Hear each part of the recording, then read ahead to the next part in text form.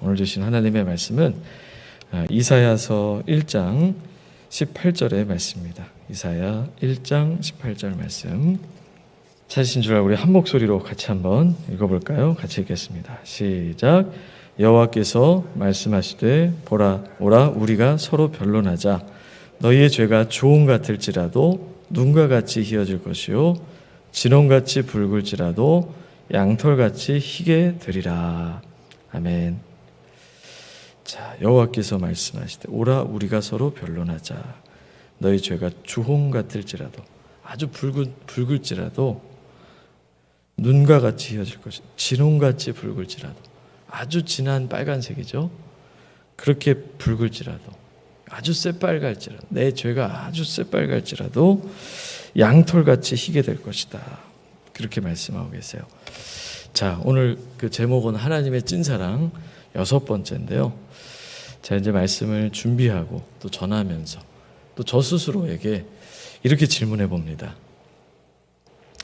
그 하나님의 그 사랑이라는 것, 하나님의 찐사랑, 이 사랑이라는 것이 나에게 어떤 의미가 있는가? 그리고 그 말씀이 나에게 어떤 영향을 주고 있는가? 여러분 벌써 이제 6번째 이 하나님의 찐사랑, 여러분들에게 어떤 영향을 주고 있나요? 저 스스로에게도 이 말씀이 나에게 도대체 어떤 영향을 주고 있느냐, 이 질문을 제가 해보게 되는 거예요. 아마 7번째까지 하게 될 것 같아요. 더 특별한 말씀을 주지 않는 한 제가 계획한 건 7번까지 준비가 되어 있는데, 저도 이제 말씀을 읽어나가면서 그걸 발견하면, 이제 통독하면서 발견하면 이제 그것을 나누는 것이거든요. 하나님의 진짜 사랑, 가짜 사랑도 있나요? 이렇게 말씀드리고 싶어요. 그 사랑이 나에게 어떤 영향을 주고 있느냐, 그 사랑이 나에게 어떤 영향을, 나의 삶을 어떻게 바꾸고 있느냐, 나의 신앙생활을, 나의 가정생활을, 나의 교회생활을, 나의 직장생활을 어떻게 영향을 주고 있느냐. 만약 그것이 하나님의 진짜 사랑이라면 영향을 주지 않을 수가 없어요.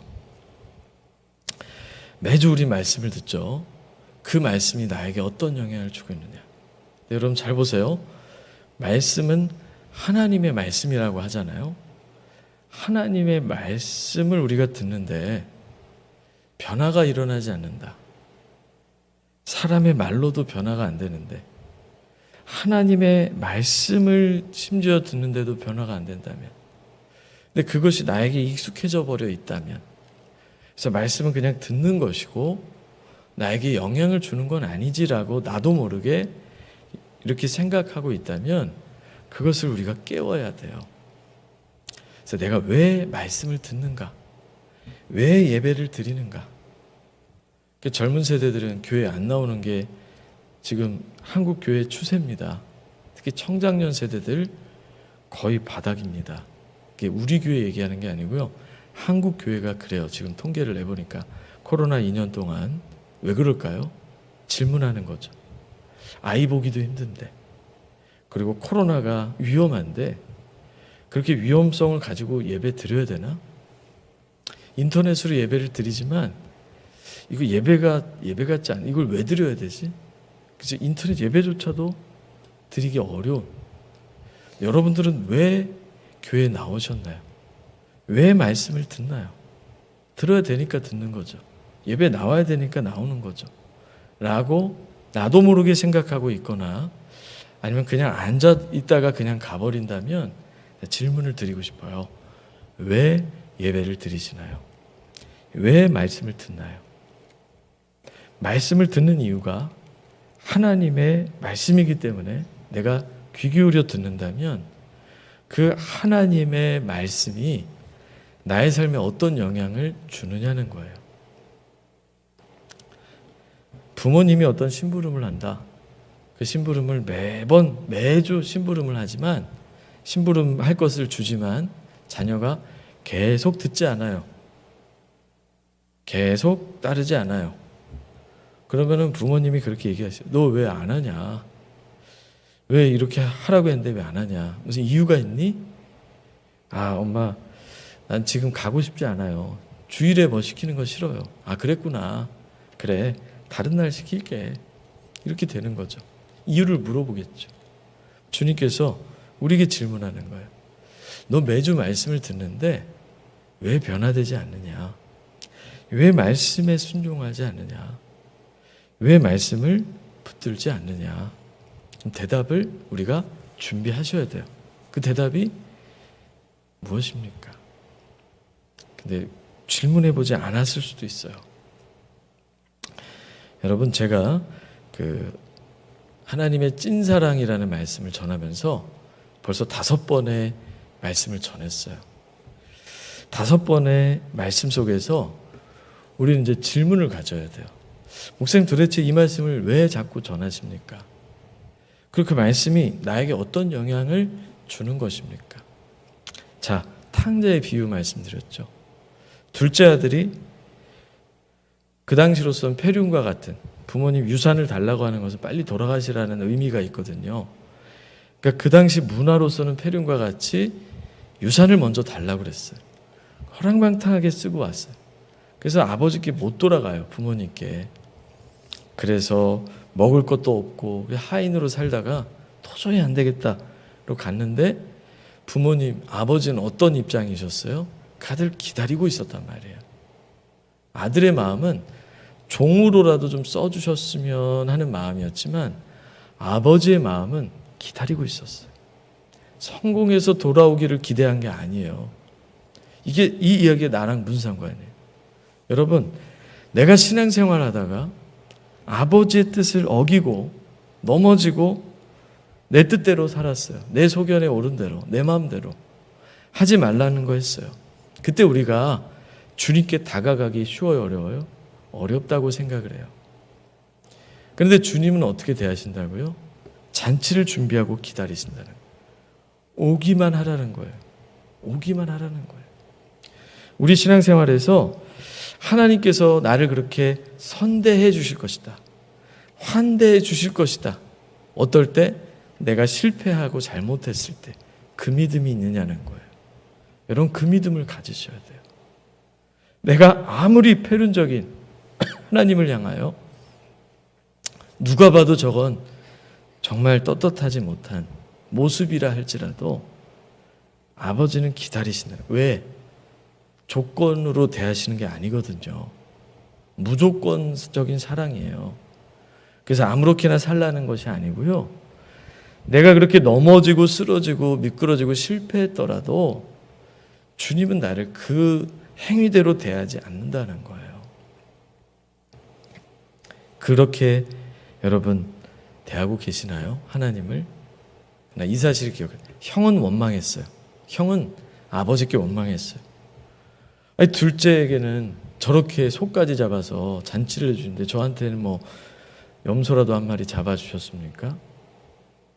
아버지는 너무 기뻤지만 형은 별로 안 기뻤어요. 여러분, 우리 신앙생활 하는데 내가 실패해서 아버지께 가려고 하는 걸 기뻐하지 않는 사람들이 있을 수 있어요. 아버지 사랑을 분명히 깨닫지 못했을 때 그 사랑을 율법적으로 알고 있으면 그게 기쁘지 않아요. 그래서 바리새인과 서기관들은 너무 싫었어요, 그 모습이. 죄인들이 주님 사랑받는 것을, 실패한 사람들이 주님의 은혜 받는 것을, 은총 받는 것이 너무 싫었어요. 왜? 저들은 저렇게 했는데 왜 은총을 받냐? 왜 사랑을 받냐? 왜 주님이 가서 식사를 같이 해주시냐? 우리 집엔 안 오시면서. 이걸 잘 보셔야 돼요. 내가 그런 눈으로 사람들을 보고 있다면, 내가 그런 눈으로 주님을 알고 있다면, 이 사실이 왜 중요하냐? 내가 주님을 그렇게 받아들이지 못하면 남을 그렇게 받아들이게 돼요. 내가 실수하고 넘어져도 주님이 받아주신다는 걸 믿지 않으면 다른 사람도 그렇게 바라본다니까요. 그래서 정죄하고 판단하게 돼요. 내가 큰아들이 되어 버리는 거예요. 그래서 내가 정죄하는 사람이 안 되려면 내가 이 사랑을 받아야 돼요. 정말로 믿어야 돼요. 하나님이 어떤 분인지를 제대로 믿어야 돼요. 제대로 알아야 돼요. 성경대로. 두 번째, 음행한 여인. 누가 봐도 죄인이에요. 누가 봐도 죄인. 그런데 주님은 정죄하지 않는다고 하셨어요. 먼저 죄 있는 사람이 먼저 돌로 치라고 했어요. 다 돌아갔어요. 여러분, 주님이 나를 어떻게 대하세요? 누가 봐도 죄인인 죄를 지었지만 그것을 깨닫고 두려워하는 그 사람, 그걸 깨닫고 있는 사람, 죄인데 죄인지 모르는 사람이 아니에요. 죄인 걸 분명히 아는 사람, 거기에 소금을 뿌리지 않는다는 거예요. 거기에 정죄하지 않는다는 거예요. 너무 나는 죄인이라서 교회 못 나가요. 그런 사람들을 적극적으로 주님 받아주신다는 거예요. 내가 무슨 죄를 졌어? 이런 사람이 아니에요. 내가 죄인인 걸 알아요. 그래서 고기를 들을 수가 없어요. 그러나 주님은 거기다 대고 정죄하지 않는다. 교회 공동체 안에 누가 봐도 죄를 졌어요. 그것을 정죄하지 않아야 돼요. 근데 우리가 정죄하게 되죠. 왜요? 나는 그렇게 배우고 살았으니까. 그렇게 경험하고 살았기 때문에. 주님으로부터 그걸 경험한 게 아니라 세상으로 그렇게 경험을 했어요. 그러니까 주님 보이지 않잖아요. 그러니까 내가 정말 죄를 졌을 때 괜찮다고 말하는 걸 들어보지를 못한 거예요. 그러면 안 된다고 생각해요. 누가? 주님이 아니라, 주님은 그렇게 하시는데 내 경험이 그랬어요. 그래서 주님도 그럴 거라고 생각을 해요. 죄는 꼭 죄값을 치러야 된다. 은혜를 모르는 거예요. 그래서 나는 죄를 졌기 때문에 이러한 삶을 살 수밖에 없다. 주님 앞에 나아가기 어렵다. 은혜를 정말 몰라요. 여러분, 율법은요, 지켜야 돼요. 근데 우리는 하나님의 율법을 지킬 수가 없어요. 하나님이 우리에게 언약을 주신 것은 우리가 계약을 맺을 때는, 예를 들어서 집을 계약할 때는 집이라는 건물이 있어야 되고 계약금 또 돈이 있어야 되죠. 그렇죠? 살 돈이 있어야죠. 전세라면 전세 자금이 있어야죠. 그거 없이 돈은 없지만 그냥 살면 안 될까요? 약속할게요. 돈은 없지만 약속할게요. 계약이 안 돼요. 그런데 우리가 돈이 있어서 하나님이 계약을 하신 게 아니에요. 우리가 갚을 길이 있어서 은혜를 주신 게 아니에요. 하나님의 조건을 우리가 맞출 수 있어서 언약을 주신 게 아니에요. 우리는 갚을 수가 없어요. 그 언약을 지킬 수가 없어요. 그랬다면 여러분, 불교처럼 이슬람교처럼 노력해서 천국 가면 돼요. 내가 노력해서, 내가 할 수 있다면, 내가 하나님을 만족시킬 수 있다면 여러분 정말 노력하세요. 그렇게 해서 천국 가면 돼요. 근데 그게 안 되기 때문에 예수 그리스도께서 이 땅에 오신 거예요. 하나님은요, 기분 따라 사랑하는 분이 아니에요. 감정 따라 사랑하는 분이 아니에요. 그랬다면 어느 날은 태가 안 떠야 돼요.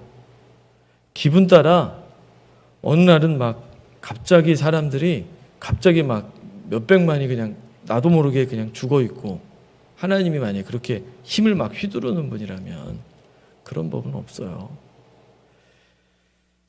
정말로 끊임없이 공기를 주시고 태양을 주시고 거기에 심지어 아들까지 주셨어요. 이런 분이 하나님이세요. 그걸 다른 신과 비교하면 안 돼요. 유교와 비교하면 안 돼요. 이걸 분리시켜야 돼요. 우리 경험과 비교하면 안 돼요. 그래서 제가 찐사랑이라고, 진짜 사랑이라고 성경대로 말씀을 드리는 거예요.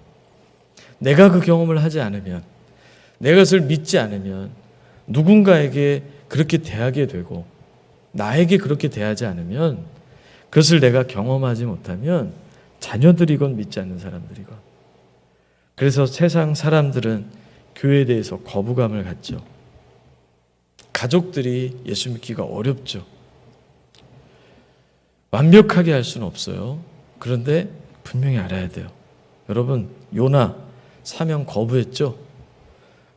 하나님의 말씀이 임한 선지자인데 하나님 사명을 거부해서 거꾸로 갔어요. 어떻게 돼야 돼요? 망해야죠. 그러면 우리 생각은 그래요. 권선징악, 은혜를 모를 때, 어렸을 때 동화책 속에서 권선징악. 네. 그런데 세상은 어때요? 악인이 잘 되는 게 보여요. 그 사람들이 더 부자예요. 성경에 근데 나와요. 악인이 잘 살 수 있다고 나와요. 이 땅에서 모든 공의가 이루어지는 게 아니에요. 성경은 이미 그걸 말하고 있어요. 그러나 은혜라는 것이 있다라는 거예요. 사명을 거부했지만 주님은 그 사명을 깨닫게 하시는 과정이 있다라는 거예요. 하나님께서 치셨다면 벌써 치셨어요. 여러분 벌써 우리 다 치셨어요. 하나님이 여러분 우리 생각대로 내가 죄 져서 이렇게 됐네. 내 죄 때문에 내 자녀 이렇게 됐네. 그럼 벌써 치셨어요. 여러분 우리 자신을 우리가 알잖아요. 그렇게 생각하지 마시라고요. 그게 아니에요. 기다리시고 참으시는 거예요. 어려운 일은 일어날 수 있어요. 신앙생활 잘해도 어려운 일이 생길 수 있어요. 어떤 분이 불교에서 개종을 해서 기독교인이 되었어요. 그런데 하는 일마다 망해요. 하는 일마다. 그러니까 불교 친구들이 뭐라 그래요? 너 기독교 믿어서 그렇게 된 거다. 여러분, 그래서 그분은 지금 교회에 나오지 않아요. 그런데 믿는 사람도 그렇게 생각한다니까. 믿는 사람도 내가 안 되는 게 내가 죄져서 그렇다. 믿는 사람도 그렇게 생각해. 그러니까 그분을 위로할 수가 없어요. 그분을 교회 나오라고 할 수가 없어요. 왜? 하는 일마다 안 돼. 너무 아프고 자녀들도 사업 다 망하고. 이걸 기독교라고 생각하고 있어요. 이것을 신앙이라고 생각하고 있어요. 아버지께 돌아왔는데 하는 일마다 안 될 수 있어요? 없어요? 있어요. 요셉이 하나님께 꿈을 받았을 때 꿈 받고 나서 형들로 인해서 애굽의 노예로 팔려가잖아요. 그럼 막 비전을 받았으니까 하나님의 약속을 받았어요. 환상을 본 거거든요. 그런 비전을 받았으면 하는 일이 잘 돼야죠. 리더십 훈련을 받고 막 교육을 받고 아버지 사랑을 더 받고 예배드리고. 근데 뭐 그거 아니죠. 애굽의 노예로 팔려가고 더 어려운 일이 생겼죠. 그게 사랑이라고 생각하면 망하는 거예요. 요셉은 절망해서 끝나는 거예요. 근데 그게 사랑이 아니에요. 되어지는 일이 사랑이 아니라고요. 예수님의 제자 베드로가 주님 부인했죠. 다른 제자들 다 부인했어요. 그 부인한 제자들이 예수님 부활하셔서 무덤도 가보고 그래서 우리 주님이 부활하셨으니까 나 다시 제자로 돌아갈래? 안 했어요. 왜? 여전히 예수님을 죽인 사람들, 율법주의자들은 있었어요. 로마의 권력은 있었어요. 내가 드러내면 여전히 나도 붙들려 갈 수 있는 위험성이 있어요. 못 돌아가죠. 그리고 또 한 가지, 내가 주님을 부인했어요. 베드로, 걱정 마십시오. 저는 잘할 수 있습니다. 저주까지 했어요. 나 모른다. 저주까지 했어요. 우리가 그래요, 사실은. 주님, 다음 주는 잘할게요. 이번엔 잘할게요. 거기에 너무 절망할 것도 없어요. 그게 나라는 걸 받아들이셔야 돼요. 베드로도 그랬어요. 3년 동안 주님을 동고동락한 베드로도, 그리고 시험 문제까지도 알려줬어요. 너 나 부인할 거야. 그럼 부인할 상황이 오면 안 하기만 하면 되잖아요. 여러분 다음 주에 믿음 생활 잘하지 못할 거예요. 그럴 수 있어요. 너무 좌절할 것도 없어요. 내가 그런 존재임을 보시면 돼요. 근데 주님이 어떻게 대하세요? 평강이 있을지어다.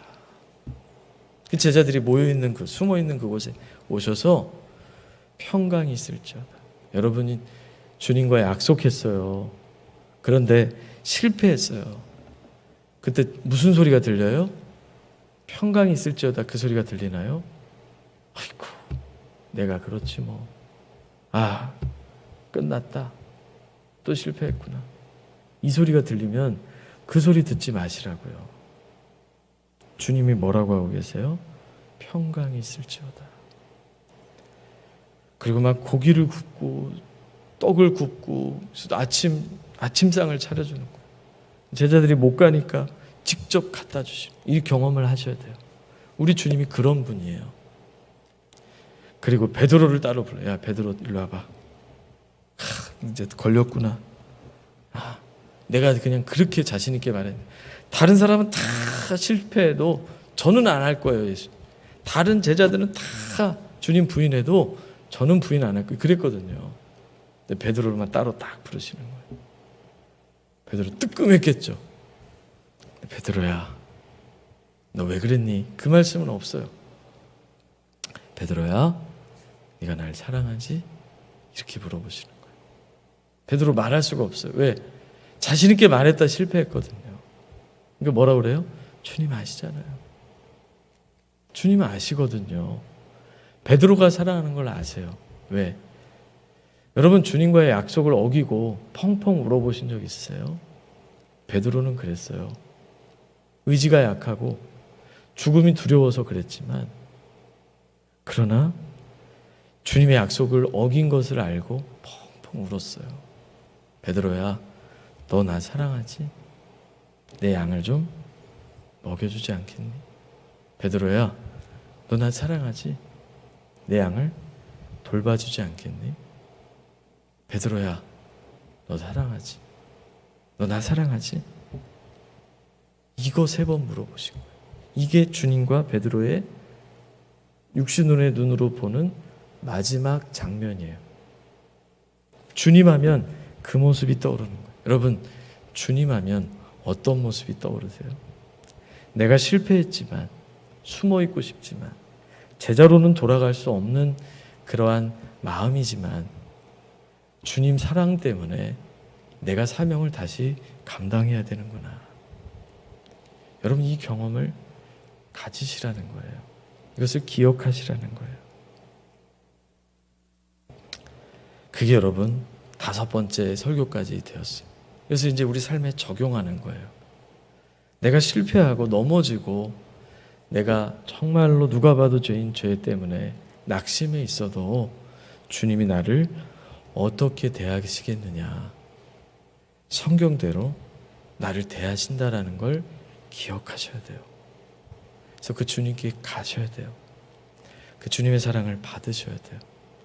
그래서 그 사랑을 경험한 사람이 그 사랑을 노래하는 거예요. 아버지 사랑 내가 노래해. 그 사랑 아니까 평생. 근데 그 사랑이 인간적으로 경험한 사랑 수준이 아니에요. 조건적이지 않아요. 무조건적인 사랑이란 말이에요.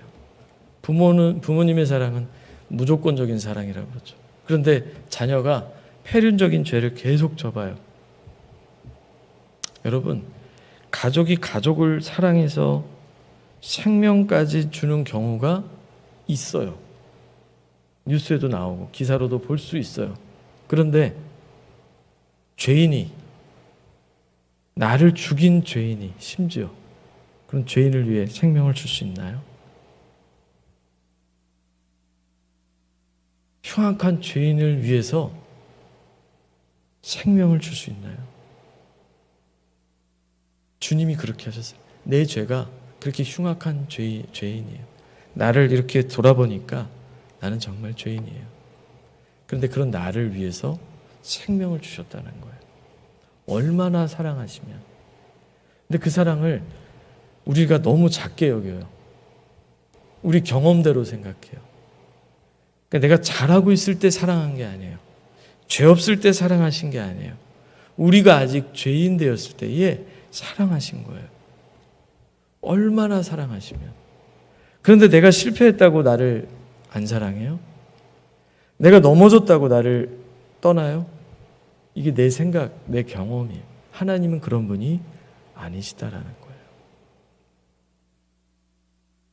정죄하지 않아요. 탓하지 않아요.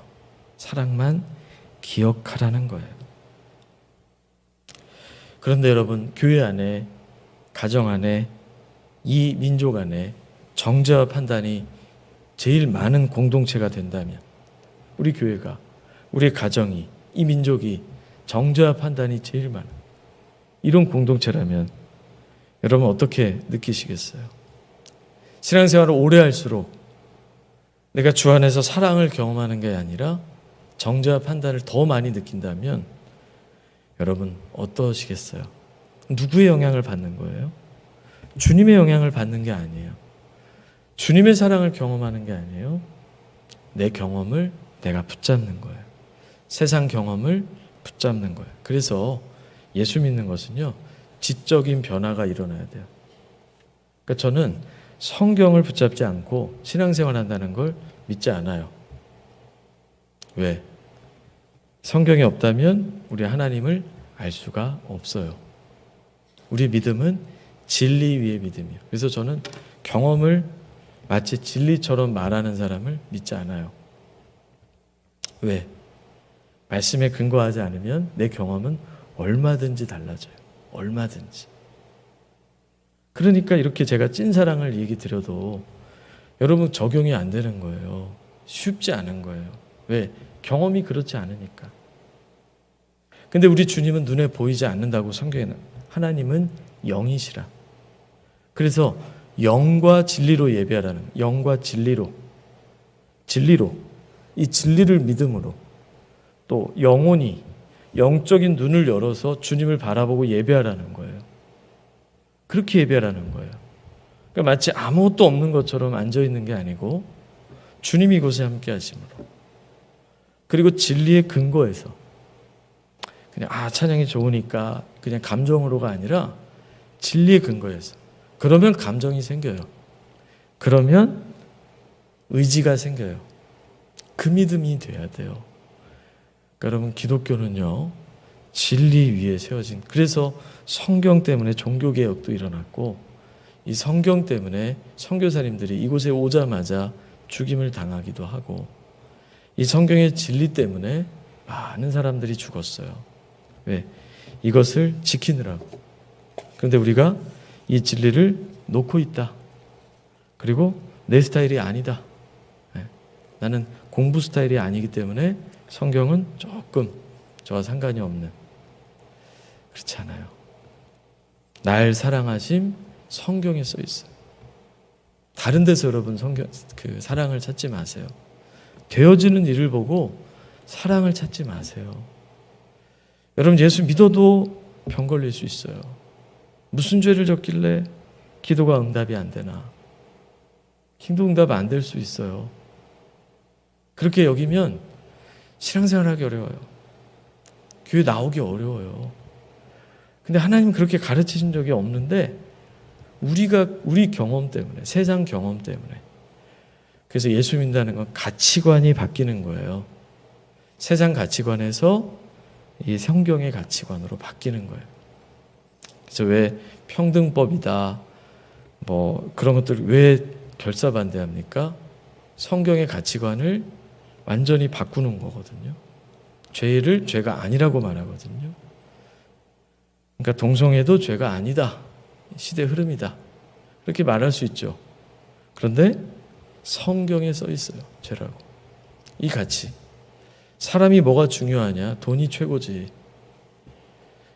그러나 성경에 하나님이 생명 주신 생명으로 빚으신 생기를 불어넣어 주신 귀한 존재가 인간이에요.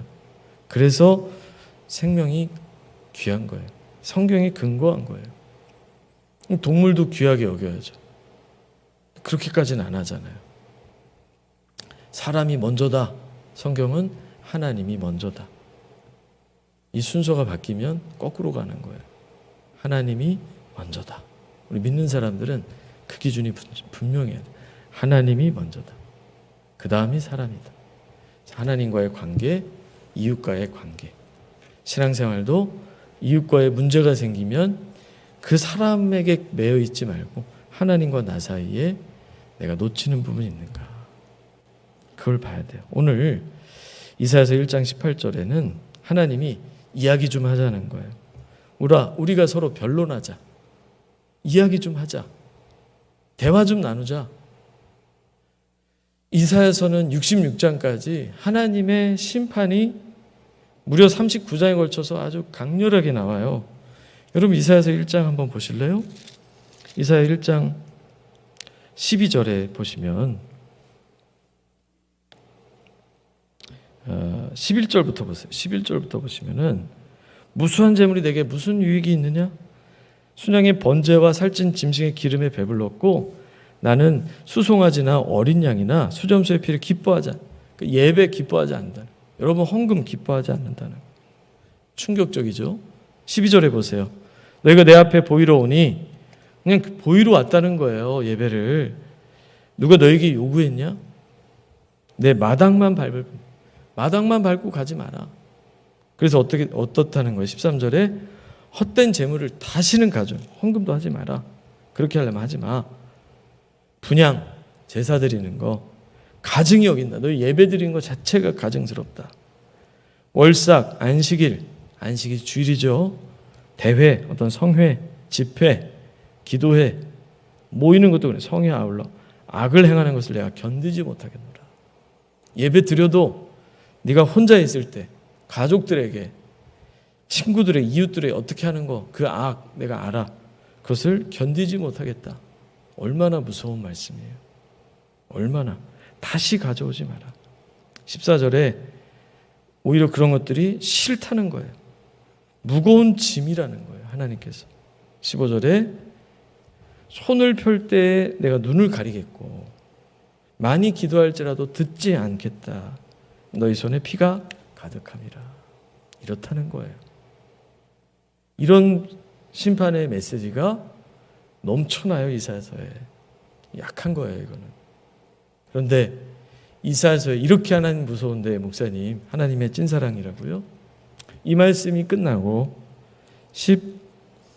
18절에 그렇게 나오는 거예요. 우리가 읽은 말씀에 오라 와라 우리가 서로 얘기 좀 나누자. 우리 변론 좀 하자. 너희 죄가 주홍같을지라도 눈과 같이 희어질 것이다. 정말로 그런 죄를 졌더라도 희어질 것이다. 진홍같이 아주 붉을지라도 양털같이 될 것이다. 깨끗하게 될 거라는 거예요. 그 말씀을 하시는 거예요.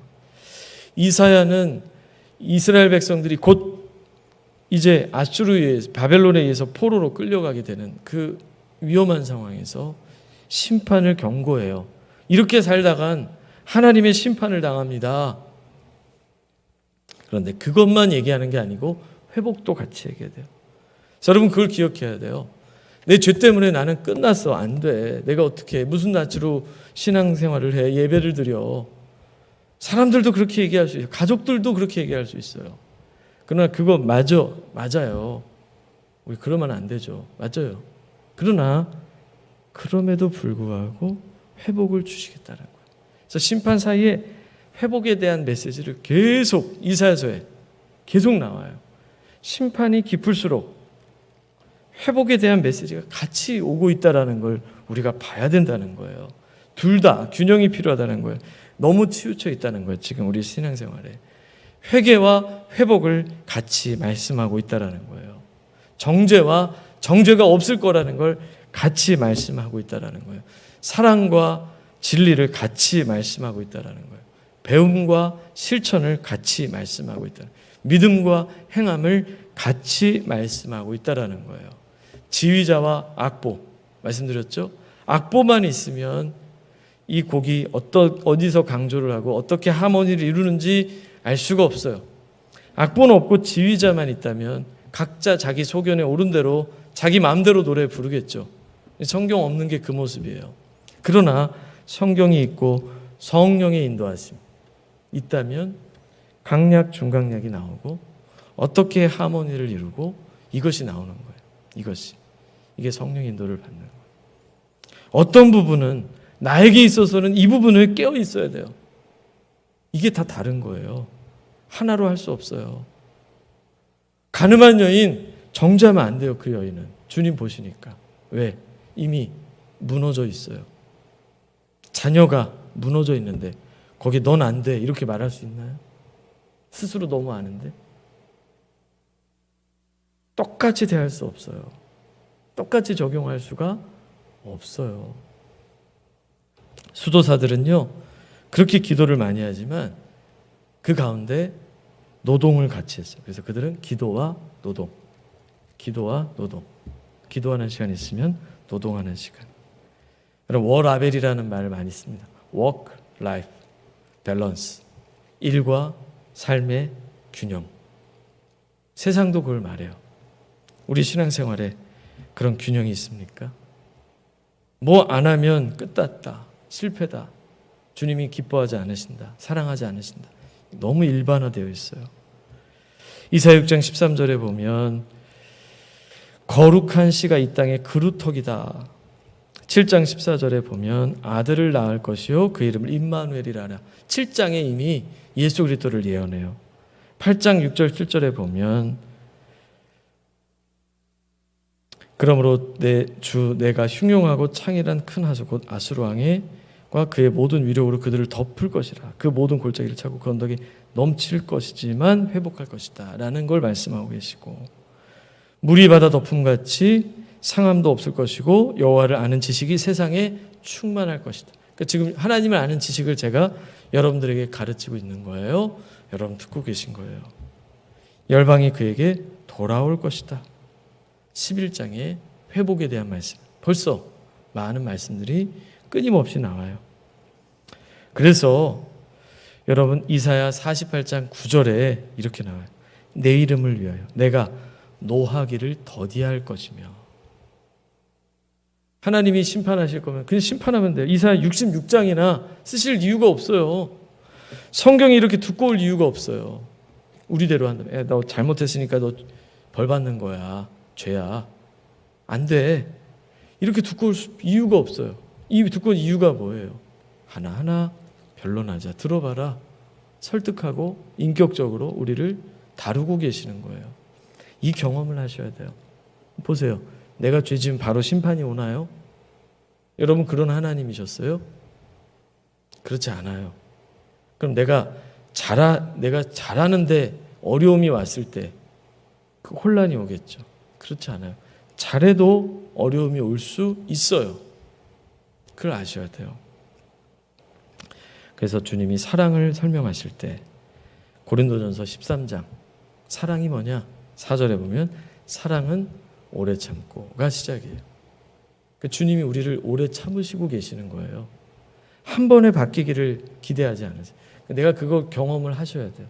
여러분 실패하고 넘어져도 하나님이 사랑하신다는 것을 믿으셔야 돼요. 그렇게 나를 받아들이셔야 돼요. 그래야 나도 누군가를 기다려줄 수 있어요. 그리고 고린도전서 13장 7절 사랑의 결론이 뭐예요? 모든 것을 참으며 모든 것을 믿으며 모든 것을 바라며 모든 것을 견디느니라. 사랑의 시작과 끝이 참고 견디는 것이라. 하나님 우리를 그렇게 대하고 계신다는. 왜? 변화되니까. 제자들도 그렇게 대하셨다는 거예요. 베드로전서 3장 20절에 보면 그들은 전에 구약에 노아의 날 방주를 준비할 동안 하나님이 오래 참고 기다리실 때에, 그러니까 한 번에 노아의 홍수를 그냥 확 해버린 게 아니야. 기분 따라. 이것들 봐라. 우리처럼 그렇게 안 하세요. 우리의 연약함이에요. 그것은 자녀에 대해서 성내고 내가 안 되는 거에 대해서 분노하고, 이것은 우리의 연약함이에요. 하나님은 그런 분이 아니에요. 그래서 우리 벌써 죽었어요. 그런 분이 아니에요. 하나님 치셨다 그러면 함부로 하지 마세요. 치시면 최소한 사망이에요. 여러분 지옥이에요. 치시는 게 아니에요. 기다리시고 깨닫게 하신 거예요. 함부로 그렇게 얘기하면 안 돼요. 그것 때문에 불교나 유교처럼 하나님을 믿어요. 벌벌 떨어서. 그러는 거 어떻게 동행합니까? 네? 불교처럼 어쩌다 한 번씩, 유교처럼 제사 드릴 때만, 그러니까 삶 속에서 주님과 동행이 안 되고 가정 안에서 주님의 사랑이 나타나기가 어려운 거예요. 왜? 유교처럼 불교처럼 하나님을 믿으니까. 나를 오래 참고 계신다는 걸 내가 경험하지 못하는 거예요. 베드로서 3장 9절 우리 같이 한번 읽어볼까요? 같이 한번 읽어보겠습니다. 시작. 주의 약속은 어떤 이들이 더디다고 생각하는 것 같이 더딘 것이 아니라 오직 주께서는 너희를 대하여 오래 참으사 아무도 멸망하지 아니하고 다 회개하기에 이르기를 원하시느니라. 아멘. 그렇죠? 우리를 향하여 오래 참으사 회개하기를 원하시는 거예요. 심판 없네. 하나님 안 계시네. 악인들이 득세하네. 에이, 하나님 약속 안 지켜지네. 이게 아니에요. 오래 참고 계시네. 우리를 기다려 주시는 거예요. 그래서 은혜는 조건이 아니에요. 우리가 잘했기 때문에 사랑하고 못했기 때문에 미워하는 게 아니에요. 십자가에서 생명 주신 게 사랑의 증거예요. 그래서 이사야서 55장 1절에 보면 오라 너희 목마른 자들아 물로 나오라 돈 없는 자도 오라 너희는 와서 사 먹되 돈도 없어요. 그런데 사 먹되 돈 없이 값 없이 와서 포도주와 젖을 사라. 내가 뭘 가지고 있어서가 아니에요. 십자가의 두 강도, 한 강도가 주님 하나님 나라 가실 때 저를 좀 기억해 주십시오. Jesus remember me. 저를 좀 기억해 주세요. 그러나 주님 뭐라고 하세요? 네가 나와 함께 낙원에 있으리라. 그렇게 흉악한 죄인도 마지막 순간이라도 주님을 믿을 때 그렇게 은혜를 주시잖아요. 자, 여러분 성경의 마지막 성경이 뭐예요? 요한계시록이죠. 요한계시록 22장 17절에 이렇게 약속합니다. 같이 한번 읽어보겠습니다. 시작. 성령과 신부가 말씀하시기를 오라 하시는도다. 듣는 자로 오라 할 것이요 목마른 자도 올 것이요 원하는 자 값없이 생명수를 받으라 하시더라. 아멘. 반복되고 있죠. 이사야서와 요한계시록에 이게 은혜라는 거예요. 이 은혜를 우리가 받아야 돼요. 감사해야 돼요. 그래서 찬양이 나오는 거예요. 그래서 예배하는 거예요. 그래서 우리는 천국에 가잖아요. 그럼 영원히 주님을 찬양해요. 보면 볼수록 와, 이 천국에 내가 있다니 놀라운 은혜구나. 이게 주님의 사랑이에요. 우리 십자가의 길 순교자의 삶이라는 찬양 우리가 부를 텐데요. 가사를 보면 내 마음에 주를 향한 사랑이 나의 말엔 주가 주신 진리로 말씀이 이 말씀대로 믿는 거예요. 내 눈에는 주의 눈물을 채워주소서.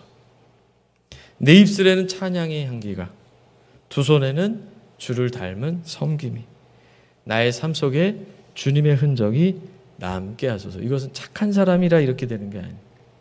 원래 성격이 그래서 온순한 게 아니에요. 무조건적인 주의 사랑을 경험한 자의 변화예요. 여러분들이 그렇게 받아들여요. 탕자처럼 나를 받아들이고 요나가 바로 나고 가늠한 음행한 여인이 바로 나고 그렇죠? 예수님을 부인한 게 바로 나예요. 믿는 사람이라고 드러내지 못했어요. 당신도 교회 다니지 않아요? 저는 이렇게 가만히 있거나 아닌 척하는 거. 조롱하는 소리와 세상 유혹 속에서도 주의 순결한 신부, 나의 신랑이 예수님이 됐어요. 이제 나를 생명 주고 나를 샀어요. 나를 구하셨어요.